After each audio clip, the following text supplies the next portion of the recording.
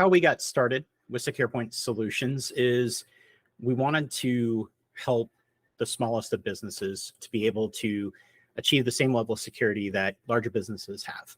Too many times you see the smallest, and when I say that, the companies that are from 1 to 10 employees, which represents over 90% of the companies here in the United States.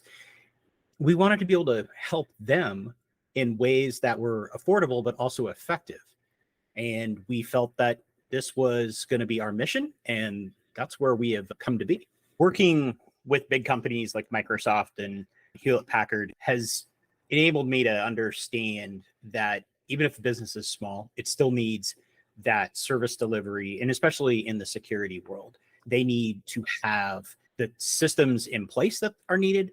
They need to continually look at how they can improve their security, improve the efficiency of that security, is enabling us to also be aware of what tools are out there and how we can bring those large enterprise level tools down to a scale that would help a business of 5 people. The way we explain cybersecurity to smaller businesses in a way that's not going to just create fear and uncertainty and doubt is showing them that there are indeed risks, even at the smallest levels. Oftentimes that is through us dispelling a lot of myths, companies saying we're too small to be hacked, we don't have anything of value.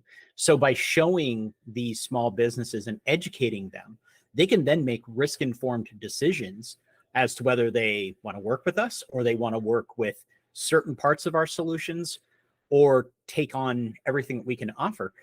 We try to translate risk and security into things that are easily understood, whether you're a doctor, a chiropractor, or a lawyer. And oftentimes that devolves to us talking about car safety, since most of our clients would be familiar with what a car is designed to do to keep people safe. SecurePoint Solution works to stay ahead of threats by working closely with peers in our industry, bigger companies that have gone through some of the growing pains, gone through those lessons learned that they've had, and then also by just keeping engaged with security researchers, with agencies at the state and federal levels, so that we can understand what is affecting other organizations and how we could potentially inoculate our clients against a pending threat.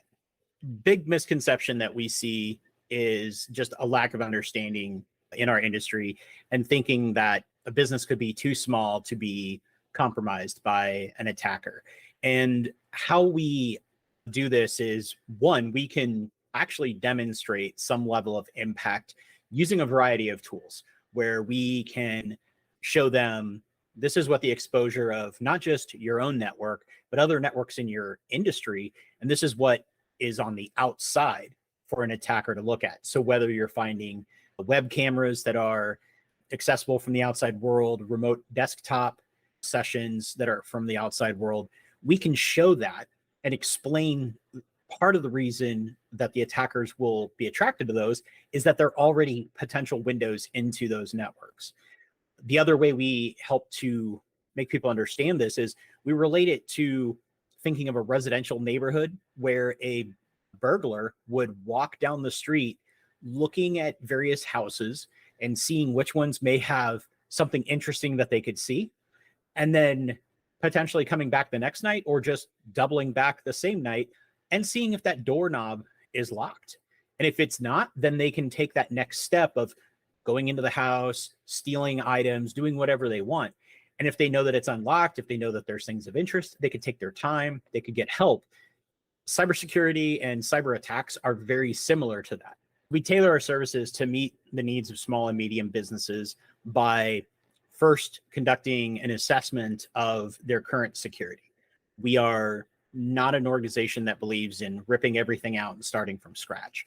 If you have tools and solutions that are already working, then we want to continue to use those, and we want to look for ways to enhance their use going forward. We provide a set of what are findings and then recommendations based on those findings. And then We work with the client to make sure they understand the impact of every one of those findings, especially the ones that are obviously negative, and then work with them to determine which ones do you want to address, which ones do you want to potentially accept the risk, and which ones do you want to defer maybe 6 months or a year down the line.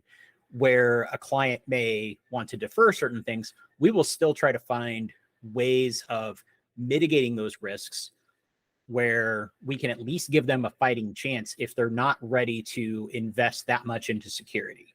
Our range of services include anything you might think of security wise. For those of you that are not as familiar with the industry, our services include both offensive security and defensive security. Offensive security is the penetration testing, the ethical hacking that businesses oftentimes are required to do, whether it's annually or semi-annually. We have that capability in-house. And then we also have that defensive side where we are protecting your networks on a 24/7 basis, whether you are a 24/7 business or not, because the bad guys are a 24/7 business.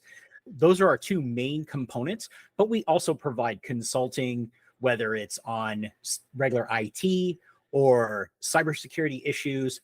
If you come to us with issues that are maybe you would think are outside of our wheelhouse, we are happy to work with you, especially to find out how we can connect you with another company that may be more suitable for those areas. We also are big on training, awareness, and then also training IT people in how to be cyber defenders for their own organizations.